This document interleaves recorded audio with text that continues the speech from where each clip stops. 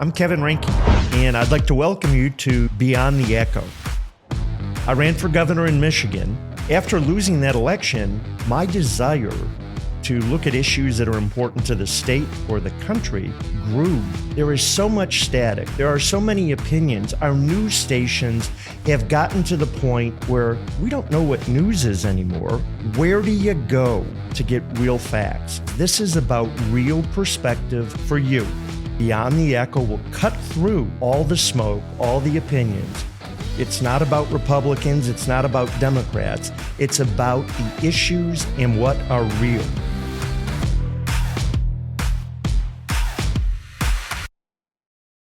Hi, I'm Kevin Rinke. Welcome to Beyond the Echo, a talk show that discusses things that are important to you. Today I've got with me Eric Castiglia. And Eric, in my view, is a political activist. He is a concerned citizen. He is someone who loves politics and the art of politics. He runs a PAC called the Brighter Michigan PAC. And in, again, my opinion, one of the more successful PACs, if not the most successful PAC, in helping candidates win, conservative candidates win across Michigan. So with that said, Eric, welcome. Thanks for being on the show today. Thanks for having me, Kevin. Why don't you tell us a little bit about yourself, a little bit about your history, and where we are up to now? Well, I'll tell you this. I started at 12 years old working on a guy's campaign named Jack Kemp. And I door knocked at 12 years old for Jack Kemp in upstate New York. So that's where I started my career. And from there, my father was a junkie on politics. I'm a junkie on politics. My father worked for Reagan for years, doing stuff out of New York for him in upstate New York. And I came here and I support President Trump, as you know, in the Republican platform. So, well, really, I was going to say you support the Republican platform period. Because you've been active much longer than President Trump's been in politics. Absolutely. And talk to me a little bit about the Brighter Michigan PAC. You know, a lot of folks think that it's focused on Macomb County because you're so active in Macomb County. How big is Brighter Michigan PAC? So Brighter Michigan PAC right now is in 73 of 83 counties. Most people don't realize that. We have activists across the whole state. We help elections across the state. Obviously, we can't work. We're not a dark money PAC. And that's one of the things that people think. We're a dark money PAC. We're not. We're a 529. Snoops looks us up. We're the most searched PAC in the last election cycle in the state of Michigan. We show everything that we do. There's no one paid on the PAC. So there's really no one, all the money coming in goes out. And we would say about 95 cents of every dollar goes towards either a conservative cause, a Republican value, or an issue. So our money comes in and it goes out for the right reasons. When you take a leadership role like that, does controversy within the party follow? Oh, it does. It always does. There's always someone saying we're not helping them enough. We really try to stay out of the primary races. We believe in letting the cream rise to the top. If you don't have what it takes, and there's one thing we won't do anymore, we don't help candidates that we work harder than them. And I'll tell you right now, we have a lot of candidates that our PAC works harder than the candidates do, and that's got to end.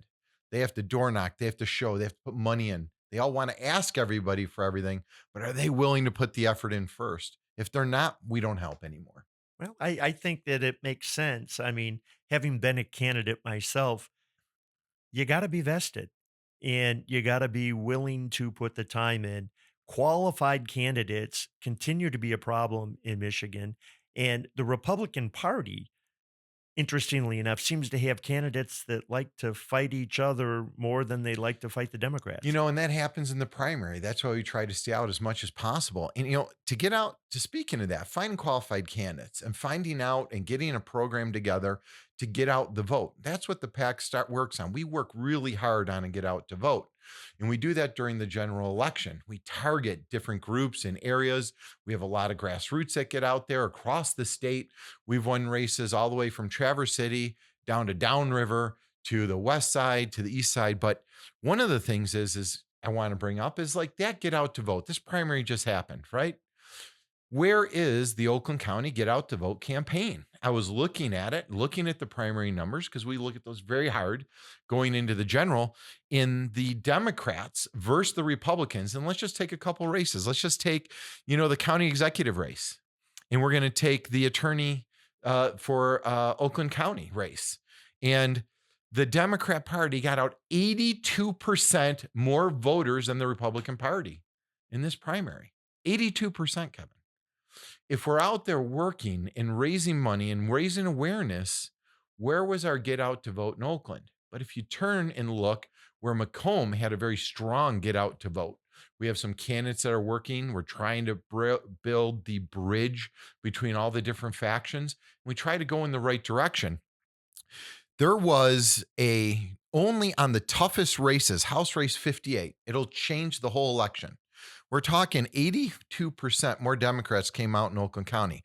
If we take a House Race 58, which is Democrat stronghold, Nate Shannon, it has been a Democrat seat forever. The get out to vote for the Democrats is only 15%. 15% over the Republican candidate, which is Ron Robertson. If Ron Robertson really wants to win and this state wants to take back the House, get behind candidates that are working. He outknocked any candidate in the state. We followed the numbers. He did 4,400 doors knocked, not lit drop, actually talked. I think it's interesting that Republican leadership a lot of times fails to recognize the most important races in the state. Absolutely. And it's the politics of politics. I don't care if you're a Republican or a Democrat, leadership in both parties seems to expect people to kiss their backsides. And that's one of the things that when I ran, it separated me, I think, from several of the other candidates. I wasn't willing to kiss their backside to become a politician. I just wanted to do what's right. And in that Robertson race, I give this guy credit. He's not the favorite of Michigan Republicans in the Republican Party, and yet he's working his fanny off. And with your support, he's got a viable chance. And that election alone could flip control in Michigan. Well, as a PAC, we're out there looking for good candidates. We met Ron. We talked to him about running. But once they run, the PAC has to leave them alone, ultimately. We can't Sure. coordinate with them. So that's a challenge for the PAC. But because we found such a good candidate, we talked to him about it was like we gave him honesty of what it means to run. And he got in. He took it seriously. He's doing it on his own. And I can tell you, he has become the favorite now of the party. He's become the favorite of all the other large organizations. They want to support him. They saw what he did, how he closed the gap in such a strong Democrat area. I'm happy to hear that because I know that he didn't start out as the favorite. No. And in fact, there was a lot of mudslinging back and forth between Brighter Michigan and Republican leadership about Ron's position. And we good fought for him. and Yeah. we wanted him to run, and I'm glad he did. And I'm proud that he's a candidate. We need more of those. And we do have them. I mean, Isn't it interesting that people that understand what it takes, that are good people outside of politics, naturally work their fannies off yes. for what is right and what is just versus the people who are in politics and just want to go from fundraiser to fundraiser and hope that getting their backs padded or scratching other people's backs is the solution for their election. Absolutely. One of the things, if you look at the Shelby Township election right out there, they did a huge event, not for the politician or the political class, not for the donors, not for the precinct delegates. They actually went out and advertised to people who live in the community. They didn't even necessarily target Democrat, Republican, Independent. They just said, come out to an event. In the race that shows me the most in that was the race that was with Doug Wozniak.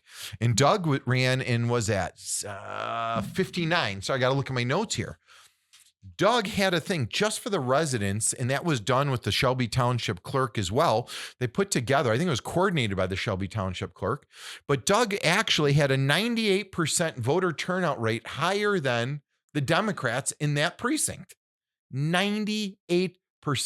That's at the level of Oakland County Dems coming out. They did it in Macomb County. Yep. The only way the Republican Party has a chance is on the ground, door knocking, calling, people who are willing and committed to the cause, not just talking about it, not just writing a check.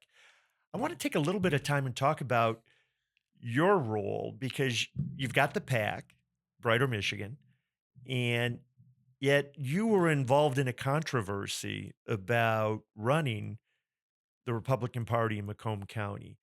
And to your credit, I want people to understand that you didn't fight just to fight. You're now fighting to bring the party together, both Absolutely. sides. Talk to me a Absolutely. little bit about that. So during the election, 2020, we had a lot of candidates that the president endorsed in that the party was really fractioned between different factions By the way, across the state. candidates that had no chance of winning, and I'm not picking on Donald Trump, but Michigan might look different had he not just randomly taken his advisor's advice and endorsed people who couldn't win. There some I believe could have won, some I believe obviously couldn't win. But there are Care to some. mention who those are? No, just I'm kidding. not gonna go there, Kevin. I'm not gonna go there. But I mean, they were in this podcast studio, some of them, right? Right. In the past. So what we're trying to do is when you start looking at what I was doing, I was trying to help the ticket. I was committed to helping the people that I committed to help personally. And when I did that personally, it upset people. And I believe you don't throw away old friends for new. And if you make a commitment, no matter how large or how small it is, you follow through on it. So I was making my commitment, which caused waves. Because when I say I'm going to get behind someone, I'm getting behind that person. Right, wrong, or indifferent, I am there personally. The PAC is a different thing. The PAC, our board decides who we're going to help after the election, after the cream rises to the top, and we see who the nominees are and what area we want to play in or how we want to help. But we do our research. You made a very important point, Kevin, when you said door knocking versus lit dropping. Yep. If they're not committed, the people who are not committed aren't committed to talking to people. They're unsure themselves. They're not capable of doing it. So what do? They lit drop. Lit drop does nothing. They feel good about putting signs out. Signs don't vote. Okay. If you're going to go put signs out, the only time you put a sign out is when you knock on that door and you talk to that person. You say, would you like one of my signs? Because you want to earn that vote. We have so many people who are like, just put signs out for me. Just lit drop for me. So my stuff's everywhere. It is a commitment. But I did fight with everybody back then because what I believed in the conservative cause. I believed in conservative candidates that we had to support and we had to go, and it upset everybody. It caused a point where I went and tried to take over the county party, which I was successful for a period of time.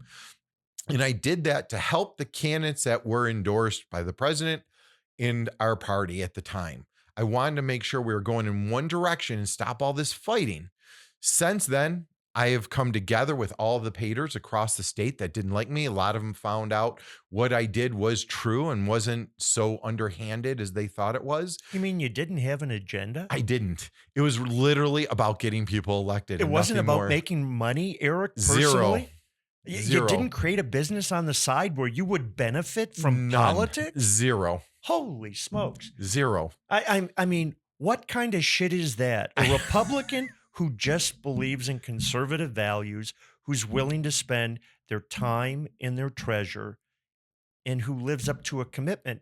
You see, as a citizen, I think it's really important and why I'm involved. I want candidates who can represent all of the people, but who have a conservative side to them. And they can't be so extreme to appeal to a group that they make themselves unelectable in Michigan. Oh, it's We've true. got to fight. And we need to have issues that resonate with people Sorry.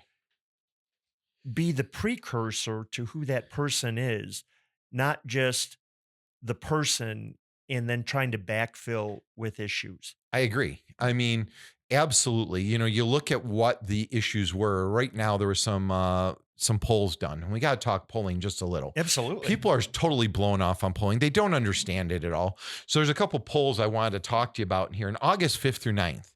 And it was done from New York Times, and it was actually a really well done poll. And it was done from the Siena poll, which is Siena College. Okay. And when they go through and they try to do some polling, you'll look at the numbers and you're able to click on it and kind of find out what is going on with a poll. I don't believe the polls. So I go and I look at all the raw data. And on this poll, this one had almost 2,000 people. Most of the polls you see out there, 400, 300. What kind of polling is that? You need a decent number of people. Trump was up by 3 points against Kamala Harris. And this was August 5th through 9th. And what they did is the areas that they did was Michigan, Pennsylvania, and Wisconsin. So it was a really nice broad poll. I got to look at the numbers. I got to look at the age groups. I got to look how strong Kamala was in certain areas, which she was. Those are the polls I like. But hey, let's figure out some other ones. There was one done on 8/11 from Bullfinch Group, which is a group that is supposed to be a nonpartisan, but it is so left leaning. When I clicked on the poll for 500, they only had 500 registered voters in this whole poll that they did multi states. I click on it to find the data. You can't get it. They won't show it to you. You have nothing. And they have Harris up by 10. On the poll, I can find the data, look at the data, look how the voters, likely voters, when they voted. So you need to look at it. And when you look at what's going on with Rogers, Mike Rogers on the Senate campaign, Sienna did a poll on 5/8 again. He was only down by 1 point and they had a margin of error for 3. So that's a 50-50 race. But all the other polls that are showing slacking up by 6, 8, and 10, Yeah. I can't find the data to say, well, why is she up by that? They're Well, not they showing don't me that. they don't want you to see that for starters. And I think Mike Rogers is a good example. Mike's a friend. And I've said this to Mike, so I don't think he'll be offended. Is he the perfect candidate? No, because there is no perfect candidate. If we look, if we do our diligence, we are going to find things that we're going to disagree with about with that candidate. And it's our responsibility to make sure that the things that we disagree with are real. Well, And from a Republican perspective, Rogers is the only candidate out of that group. And the primary proved it ultimately. He won 67% of the vote, I think it was roughly. And the other candidates were great people, but they weren't qualified and they couldn't win. Mike Rogers has a bona fide chance of winning. Spence Abraham, was the last Republican senator. And it's too bad because he'd probably still be senator today had he decided not to run again. And Debbie Stabenow replaced Spence. And we have had a regression of conservative values at the national level in Michigan since she came into office. Mike Rogers has a chance, and every Republican should get behind the guy. And yet, he'll tell you, is he perfect? No. But none of us are. All the angels are in heaven, for God's sakes. The problem, the challenge is what you said, it's the purist mentality. So we have Republicans, and I will always vote for the candidate that I agree with 75% or more. We've gotten out of that. So you have a lot of factions like libertarians right now are really struggling. They want constitutional only, nothing else. They don't feel that they should bend or work with a candidate that they don't agree with almost 100% sometimes. You're having a lot of these factions. Then they lose. And they lose. And then they go with someone, they're happier going with somebody that agrees with them only 50% of the time because they stuck to their values and stuck it to a Republican. So they lost because they didn't fit their model 100% instead of just saying, wait a minute, I'm going to get 80 to 90% or even 75% of what I believe in with this guy. And yet they will go out there and social media bash Mike Rogers. And even the people that are true Trumpers who hate Mike Rogers because Rogers didn't support Trump in the very beginning, or he had an issue, or he said something, but they have made amends. They have talked. He endorsed him. I mean, there's a lot going on. People grow in this business. Absolutely. You have to be able to grow. You're a human. The funny thing is there's a group out there that was professing to say that you should vote for Kamala Harris versus Donald Trump so the Republican Party can reform itself. But you know what? I'm not sure that this election is about voting for Donald Trump. Although Donald Trump's the candidate and I'm going to vote for him, I think this election is about voting for the First Amendment. I think it's about voting for the Second Amendment. I think it's about voting for a conservative Supreme Court. I think it's about voting for conservative federal judges that are going to stop this woke ideology that is destroying our country. I think this election is about immigration in someone protecting the sovereignty of the United States. And you know what? When you think of those things, you've got a choice. Whether you like Donald Trump or not, he stands for protecting what I just identified. And Kamala Harris and Tim Walz think that they can build a better mousetrap. And you know what? That better mousetrap is socialism in their view. They aren't protecting America. They aren't interested in your rights. What they're interested in is government controlling your life and Absolutely. participating in a world order that means America has to have less. Hey, they'd be happy with everybody just renting and leasing a car and owning nothing so that they As control long as it. it was electric. Yeah, Even electric though or it's a greater pollutant. That doesn't matter that electric cars pollute more. It doesn't matter that you need coal and fossil fuels to create electricity. None of that matters. It's about control and it's about manipulation. So right now, when you're talking about, we talked about the purist mentality, and we talked about getting them to get elected and trying to get behind candidates. And you're talking about that it isn't about just Trump. It isn't. It's about regular core values, the American dream. We've stopped talking about the American dream since Ronald Reagan. He made every person understand that the American dream was for everyone. The people that live here for the next generation to be better than the generation before them. We used to be a prideful country. The Democrat Party has taken away the pride. They believe in allowing cities to be burned. They believe in the problems of our flag, people stepping on it, and our soldiers that have lost their lives so they have the freedoms they have today. There was a study that 80% of the Democrats, if our country was attacked, and we're only a boat ride away from Russia, by the way, people think it's really far. Not in today's day and age. I mean, literally a boat can just go on American soil in a couple hours from Russia. If they came here, most of them would leave our country and go to another country. They wouldn't defend it. That's a scary point. And you talk about Constitution, our First Amendment, Second Amendment. The biggest problem we talk about election integrity till I want to vomit. Okay. I'm so sick of hearing about election integrity, election integrity, election integrity, election integrity. What are we doing about it? The biggest problem we have is due process. We are not focusing. We talk about everything. Second, we don't talk about due process. We don't talk about it enough. Without due process, where everybody is innocent until proven guilty. Right now, they are great. The left is great at taking us and telling us how bad we are to the community and before we even go to court. We need to start worrying about due process in general I think you're across the right. state. Do you remember the movie Miracle? No.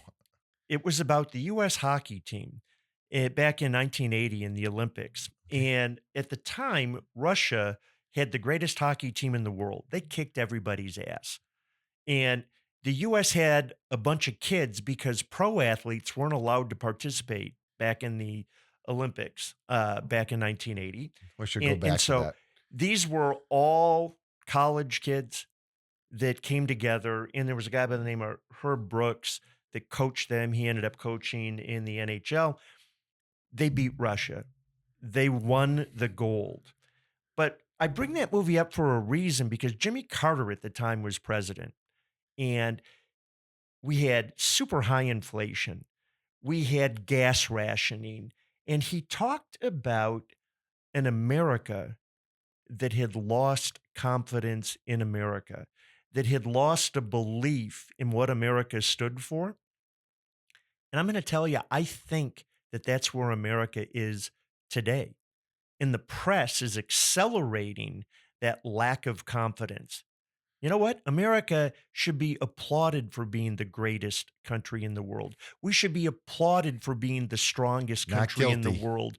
We should be applauded for our legal system that says no matter what, you are innocent until proven but guilty. we're not. And we're We're not being doing that. lynched like the old days when they were hanging people in the town square and going around telling everybody they should be hung. Well, there's a lot of people out there that thought that the Salem witches were really witches and they burned them at the stakes. And that's what the left is doing right now. But this time the stakes are bigger. Yeah, Okay. and a We're lot more talking about our fire. country. Absolutely. And we're talking about all of the things that have made us the greatest country in the world that are being challenged. I'm a family of immigrants, right? My grandfather came to this country twice. Once he was thrown out because he came in illegally. The second time he came in legally. I'm an immigrant. When I get talked to and I'm out there all the time and I see all these social media posts that I'm some type of privilege or whatever, my grandfather never spoke English. My grandfather couldn't read. My grandfather walked up and down the street with a cart to feed his family.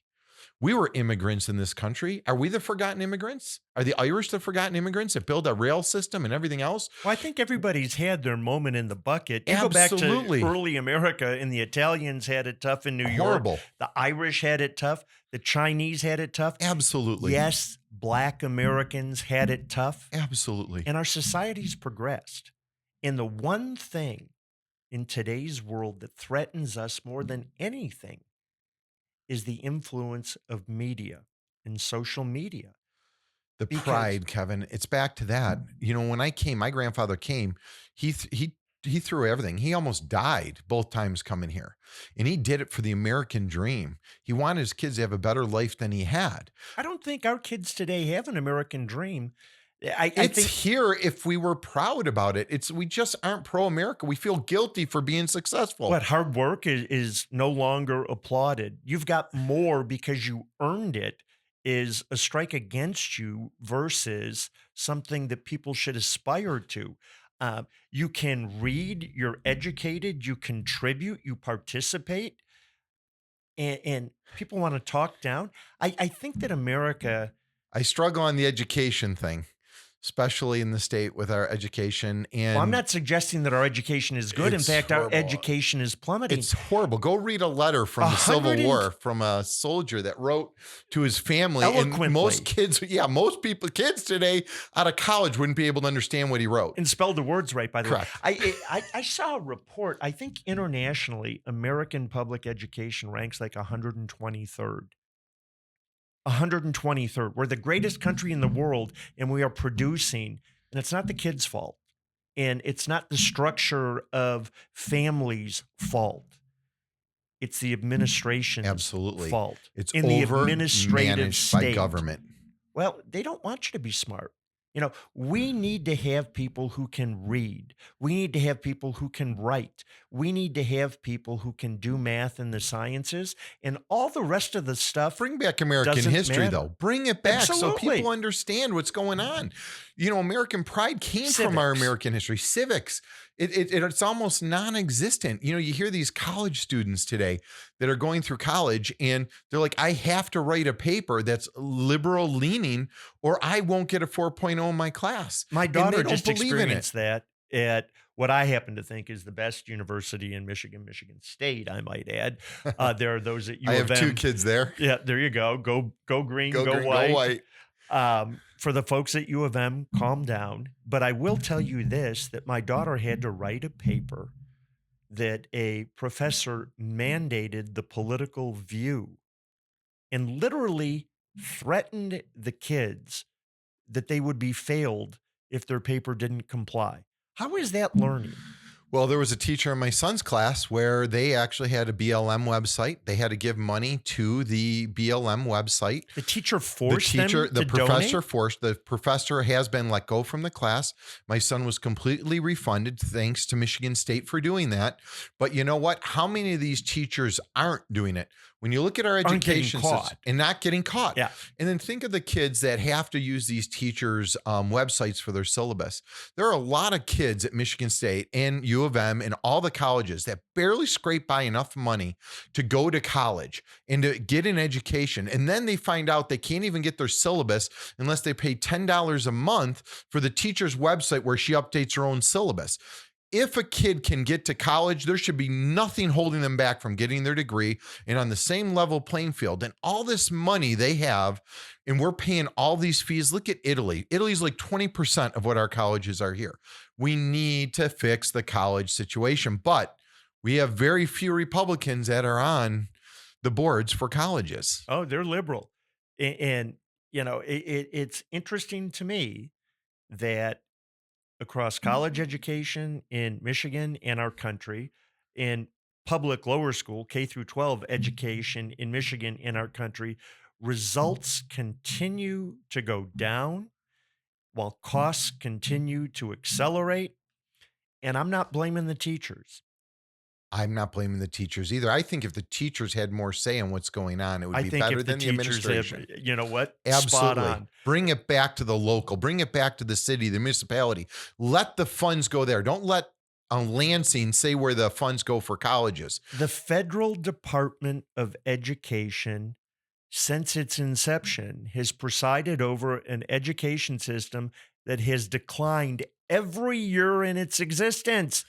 You know what? Maybe Kamala Harris should pick up another one of Donald Trump's ideas and say we should get Oh rid yeah, of like the Department of she Education. stole the no tips, no tips on, for waitresses. I She literally stole it. It's like, Trump's She been saying stole that. it, but she has the audacity to steal it after signing the legislation that taxed those Tips. people I know. more. She has been the deciding vote. If people would just look at when the Senate was at a stalemate, who was the deciding vote on every horrible tax that happened to American citizens? It was Kamala Harris. Start going to do your research. And Study. oh, by the way, I love it when a candidate who is in power addresses the failures that are occurring under their leadership and said, Under if their you elect me, administration. I'll fix it. Why Hey. the hell did you let it happen to begin with? Every border, if you don't have a border, you don't have a country. I don't know why Americans believe it's okay. When you go back and you look at all the different things that happen, listen, we have to get back to values, country, and we have to get back to winning. And we got to win, not because a candidate's the most perfect candidate, but we have to start winning candidates that agree with us more.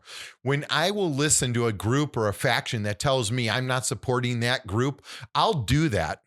I won't support that candidate when we have enough and we have majority. When we have majority in the House, the Senate, and we have a president and we have it locally and we have municipalities, we're letting our municipalities go to the Democrat Party. They're becoming their farm team. We're going to play heavy in local races this year. Heavy in city races, in trustee races, in city council races, in mayor races. That's where Brighter Michigan is. We're going to bring back that farm team for our state. What do you think, Eric, are the top 5 issues in Michigan in this election cycle? Right now, economy is number 1. Housing is number 2. Economy, they can say whatever they want, but when you go, I've made gucciardati cookies, an Italian cookie from my grandfather. Favorite cookie. I found the receipt from last year. I made them this year, right in I December. didn't get any cookies. I'll have to get you some more of those. Some more. I want some. I'll bring you some. So I made the gucciardati cookies. I found the receipt. I'm like, this is great. I love it. I can go to the store where I went last year. I'll buy all the same stuff. No big deal. My mom's like, bring me some extra. Mom, I'll make a lot of it for you, the filling, because it takes a while to make. $68 is my receipt. I went to the grocery store, the Italian grocery store. I don't want to say their name. And I bought the exact same stuff from the same store. My bill was $158 for those cookies. Was that store gouging you? No. And I went to the owner and I asked him why the Wait a figs minute. went The up so much. Democrats would tell you that store should be punished for gouging you. They didn't gouge me. He showed me what his costs went up on figs alone and dates. I couldn't believe it. And that's a big part of this product. So when we say we're not going to vote for a Mike Rogers because he's not 100% with the way we think, let me tell you, that guy is human. Yep. When I heard his story of that girl that he saved when he worked for the federal government, and she had the track marks up and down her arm, and he went up to her and she was crying. He goes, "Why are you crying?" And she said, "The only reason I didn't kill myself is because I knew someone like you would be there for me." America was known for bringing back their own. Biden didn't do that in Afghanistan. No. We were known in any other country, if there was a war and they heard the Americans were coming to help them, they prayed to God and thanked them. We're losing that. We're letting our police get shot and making them feel accountable for it. We're not supporting our troops and our veterans. We're giving money to people every day that come over this country illegally, and we have veterans we lost veterans this year. It's upsetting. We're going to solve it with hope and joy. Hope and joy. That's the new line, hope and joy. Although I think that we should talk about that because Republicans like to focus on the issues. And we can sound a little bit like Debbie Downer Yeah, absolutely. by focusing on the issues. It's easy to talk about hope and joy. And of course, that's more comfortable. But at the end of the day, we have no hope and we have no joy if we continue in the direction that we are currently headed under Democratic rule. Well, joy, I think, is a direct correlation to their pocketbooks, Kevin. They're saying since Trump's last administration, an average family of four has lost 1 month of spendable income. So if you were a family Well, I that know is in Michigan it's struggling, over $12,000 net dollars per I family. didn't see that one, but I'm sure it's true. And Yeah. the problem is, if you think about that in a family of four that wants to take pizza night, for example, Friday nights. Well, if you lost a whole month of expendable income, it's very hard for that family to do pizza night. It's like, hey, mom's making her version of pizza tonight, and the kids really want a pizza from somewhere else. Or we used to go out as a family to the orchard maybe twice a year coming up this fall. And all of a sudden they're like, wow, it's so expensive for the cider, for the donuts. I'm only going with my kids once. Family traditions are starting to be affected because the expendable income in our families is not there. And that's from the Democrat rule. Well, we've got higher taxes and we've got higher prices. I was talking, the Democrats recently passed legislation that said that minimum wages have to go up. For sure. And it's interesting when you look at the breakdown of that, those minimum wages go up. And we are a service society in Michigan today more than ever before. And we rely on restaurants and entertainment for a huge part of our employment. So you take a restaurant worker and they used to have an exclusion for the minimum wage and they lived their life off of tips and could do pretty well. You can argue, did they do well enough? That's not the argument. People were in the industry, they had their tips. Now that minimum wage is going up, you could say, well, that's really good. But how does that impact the consumer who has been going to the restaurant, to your point? And the price of a drink when minimum wages go up is going to increase 20 to 30%. The price of a Food meal has is to. going to increase 20 and that's not gouging, that's bad economic policy that is going to punish the middle class and the lower Correct. income Because earners in our state and in our country. the in price, right? The Of price course. going up of the wage is a direct cost to the owner. So he has to put that into the food costs. Before, he had a lower wage to keep his food down more. And then people wanted to go there, would tip better, 20%, 25%. I was always a 25% tipper. Now, all I'm seeing all over the place are these posts about, hey, if they're making $12 an hour or $10 an I'm going to hour, tip I'm going 5%. to tip 5% or Yep. 10. They may make less money because the minimum wage went up. Now the people are paying more for their food and they're tipping less. What did we do with legislation? Well, guess what? What we did with legislation is this: the taxable income for the workers just went up. What did we do for the consumers? The taxable price just went up, which increases the taxes. You know who wins? Government. No one And else. don't think for a minute that the left, which believes in big government and taking from the people so it can control the They'd people, be happy to take your whole paycheck and tell they you how to spend it. absolutely, they love it. And folks need to remember when they vote, you may not like Donald Trump, you may not like the Republican Party, but the Republican Party wants you to keep more money in your pocket. The Republican Party wants to talk about issues that are important to you. They want you to be successful. They They want you want to you to be own a successful, home. for God's They want sakes. you to children do better than you did. I They mean, don't that is the want platform. government to control you. And the Republicans who believe in big government, and there are a percentage, we need to get rid of, unfortunately. Absolutely. But I think that this election is not about Donald Trump. I think it's about our country. And I think it's about the Supreme Court. And I think it's about the citizens and the value of citizenship in America. And we've got to stop this, oh, we're going to save everybody and do good for everybody at the expense of ourselves. We've got to stop feeling guilty about being successful and stick our shoulders back again. We've got to have a pride in our country. Stephen Moore, he wrote his book called Govzilla. I don't know if have you read it. Oh, God, yeah. Steve's a So buddy. Stephen Moore, he's a great guy. He wrote the book, and at one point in time during 2020, we were a socialist country where the government was spending more than private business because of COVID. We are again today. We're 54% or more for the last 7 months in America that the government is spending. More. And when that happens, all the social programs fail and they become unfunded because you don't have enough people working to pay for them. So the only way to do it is if we're at 30% tax rate with everything, with your local tax, your this tax.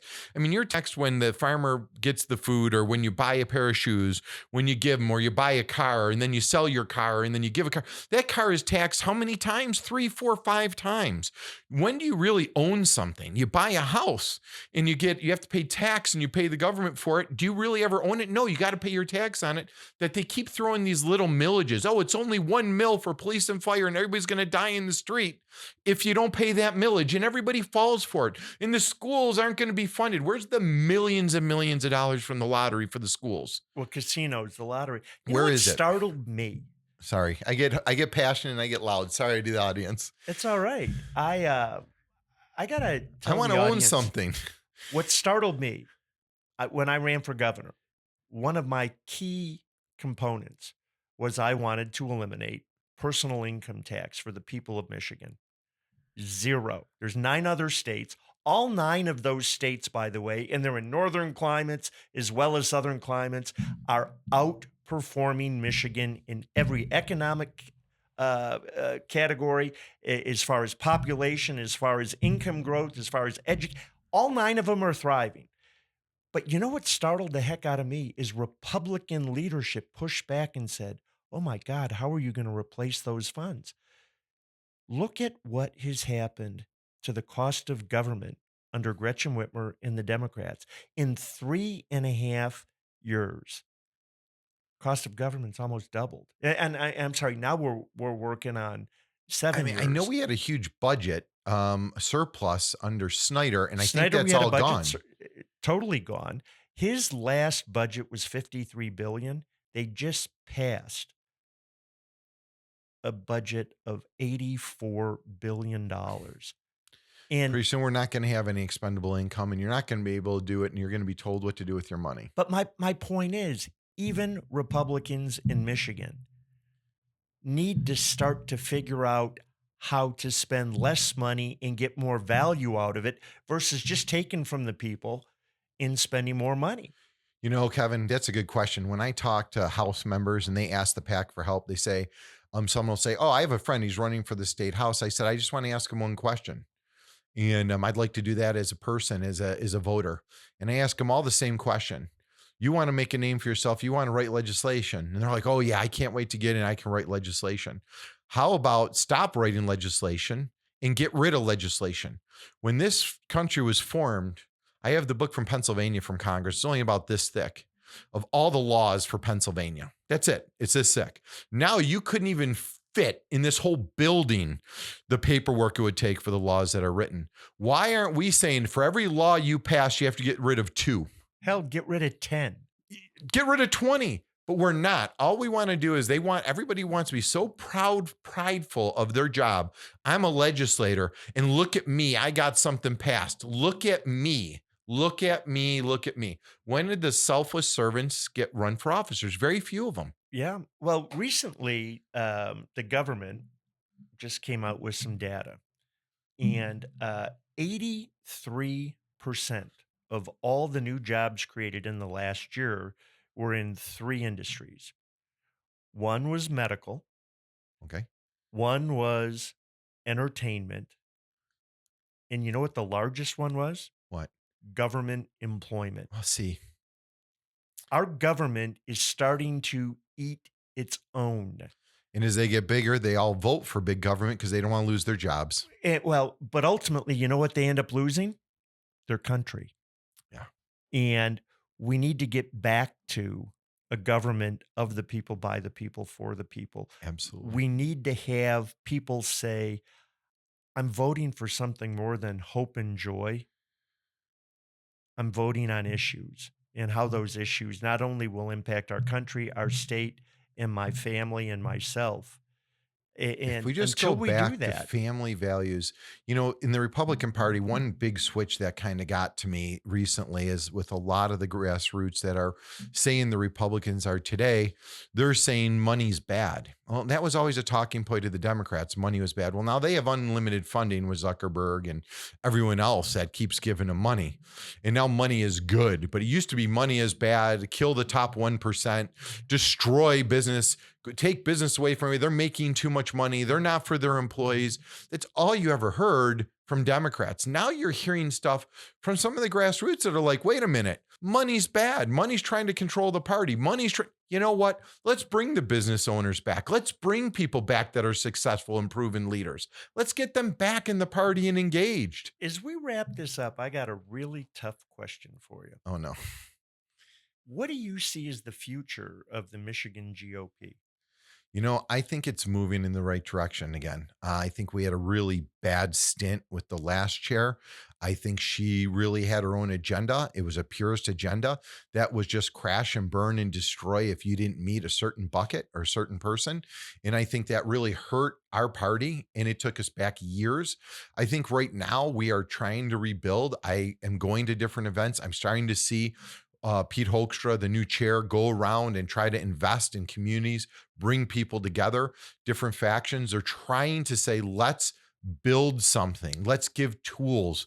They're working on campaign sidekick. They're trying to get back, but it was so burnt down by the last administration financially that it's going to take a couple election cycles for us to do it. And one of the things that impressed me on this primary election cycle, the day before voting, I pulled the numbers statewide. Do you know more Republicans turned in their early voting ballot than Democrats for the first time that I've ever seen by about 20,000?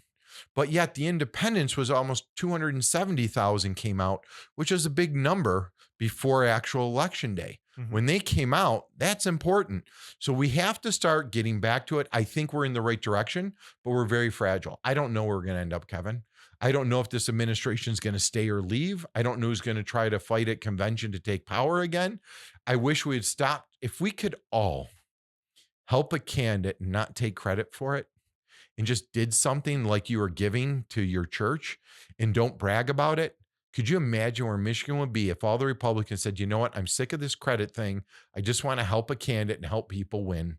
We would be a lot further ahead instead of attacking every single person, all these podcasts and these other ones, not yours, but a lot of podcasts. All they're about is controversy, attacking, Monday night quarterbacking. They've never led in their Yeah. life, Yeah. but they can tell everybody what to do on Monday. See, I think for the party to have a future that is a viable future, we have to focus on communicating effectively and understanding Gen X, Gen Z, Gen Y, and millennials, who in 26 will be 58% of all registered voters.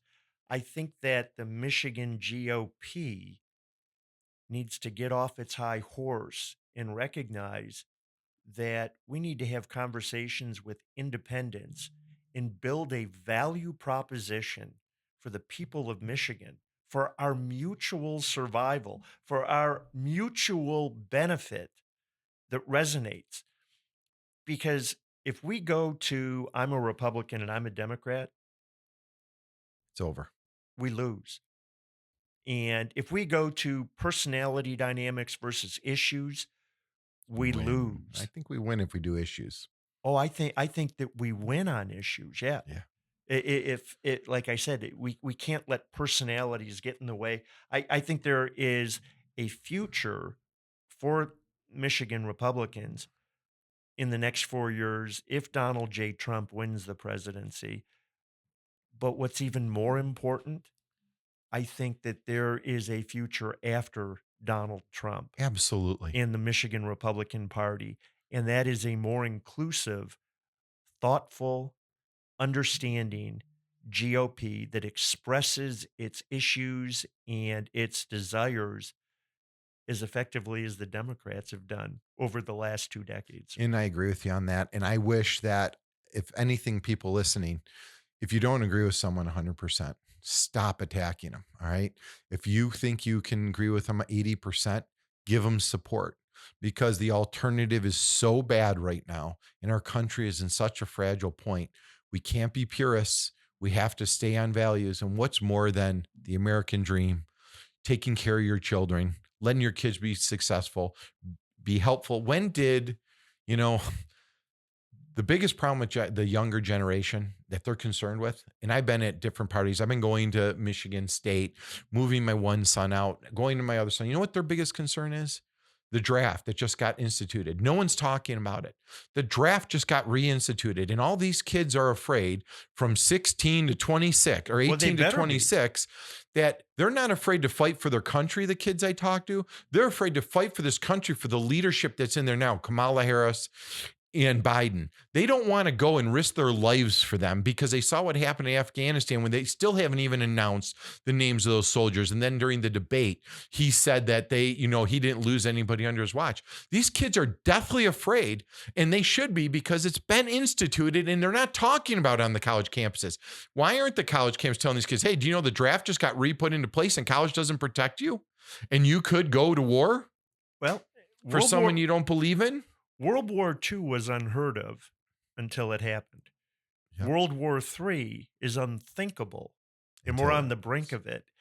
But on the last note, before we go, I hope that people in Michigan and people in America realize this key point.